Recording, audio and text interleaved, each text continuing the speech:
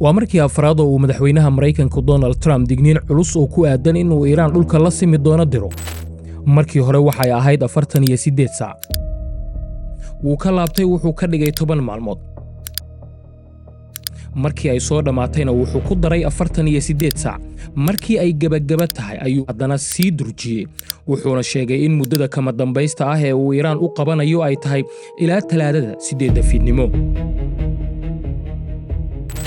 hanjabaadaas oo dhan wuxuu ku doonayaa in Tahraan ay Hormuz furto. laakiin Iiraan cagajugleyntaasi dheg jalaq u maanaysiinin. wuxuu ku goodiyay in uu burburin doono kaabayaasha dalkaasi oo ay ku jiraan xarumaha korontada, shidaalka, buundooyinka iyo wadooyinka. haddaba tallaabadaasi ma waxa ay ka turjumaysaa awood militari mise tabardarro iyo quus? sharciga caalamiga ahna muxuu ka qabaa in la beegsado kaabayaasha rayidka? marka laga hadlayo colaadaha casriga ah, weerarada lagu qaado kaabayaasha dhaqaalaha waxay noqdeen xeelad ku talagal ah. ujeedada tallaabadan ma aha oo keliya in cadowga militari ahaan loo wiiqo, ee waa in rayidka la xanuunjiyo si loogu qasbo in dalkaasi uu heshiis ku qaato shuruudaha dalka weerarka soo qaaday. taasi ma tahay fal dagaal oo sharci ku dhisan mise waa dembi dagaal? sharciga caalamiga ah ayaa arrintan si cad uga jawaabaya, laakiin fulintu waa arrin kale. xeerarka xakameeya goobaha la weerari karo xilliga dagaalka waxay ka yimaadeen sharciga caalamiga ah ee bani'aadanimada oo lagu dhisay heshiisyadii Geneva iyo habraacyada dheeraadka ah ee 1977. laba mabda' oo aasaasi ah ayaa qaabeeya weerar kasta. kan koowaad waa kala soocid. militarigu waa in uu had iyo jeer kala soocaa goobaha iyo agabka rayidka iyo bartilmaameedyada militari. midka labaad waa isku dheelitir. xitaa bartilmaameedka militari lama weerari karo haddii waxyeelada suurtagalka ah ee rayidka ay aad uga badan tahay guusha militari ee la soo hoyn karo. xarumaha korontada dhaliya, buundooyinka, wadooyinka iyo warshadaha saliidda waxaa asal ah in la badbaadiyo. hase yeeshee waxay xasaanadaasi weyn karaan oo keliya haddii si cad loo xaqiijiyo in ay qayb ka yihiin howlgallada militariga. su'aasha ugu adag ee sharciga ah waa waxa ay qareennadu ugu yeeraan isticmaal laba afla ah. sida buundo ay si wada jir ah u maraan rayidka iyo ciidamada, xarumaha gaaska oo si isla eg shidaalka u siiya guryaha iyo gaadiidka militariga, shabakadda korontada oo dabka ay ka wada qaataan isbitaallada iyo warshadaha hubka. qodobkani waa mid ay shubho dhinaca sharciga ahi ku jirto.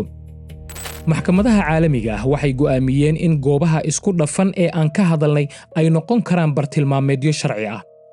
waase marka la hubiyo in ay si dhab ah ugu adeegayaan ujeeddooyin militari iyo marka dhinaca weerarka geysanaya uu qaato taxaddar kasta oo suurtagal ah si loo xadido waxyeelada rayidka.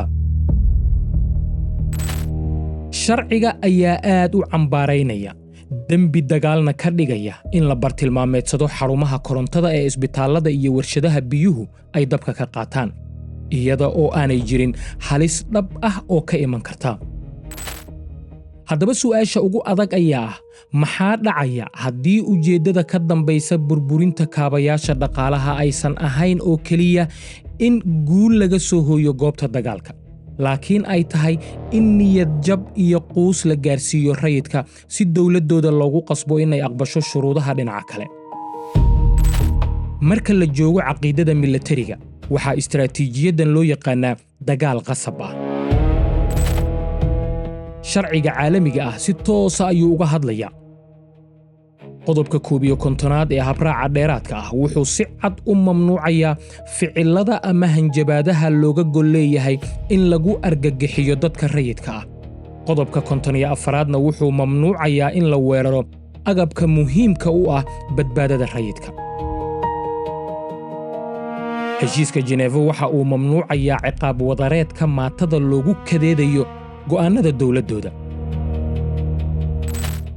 marka hadafka ka dambeeya duqaymaha loo geysanayo xarumaha korontada dhaliya, ceelasha biyaha amaba sahayda shidaalka uu yahay in lagu ciqaabo rayidka si ay ugu cadaadiyaan hogaamiyayaashooda in ay isdhiibaan amaba aqbalaan shuruudaha dhinaca weerarka soo qaaday, taasi waxay ka tallaabaysaa istiraatiijiyadda militariga una gudbaysaa ciqaab wadareed.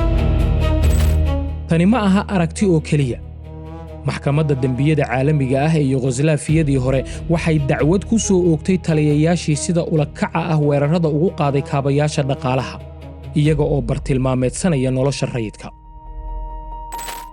xeerka Rome waxa uu dembi dagaal ka dhigayaa in si ulakac ah loo weeraro agabka iyo goobaha rayidka.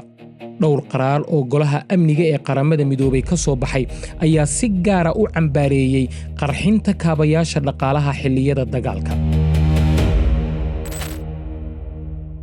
sharciga buugaagta ku qoran iyo in la fuliyo waa kaaf iyo kala dheeri mararka qaar. dacwadaha arrintan la xiriira waa kuwa gaabis ah siyaasad ahaanna aad u adag, waana dhif in la qaado, gaar ahaan marka dawladaha awoodda badan ama xulafadoodu ay ku lug leeyihiin jebinta qaanuunka caalamiga ah. isla xisaabtanku wuxuu si weyn ugu xiran yahay dhinaca guulaysta iyo cidda maamusha hay-adaha.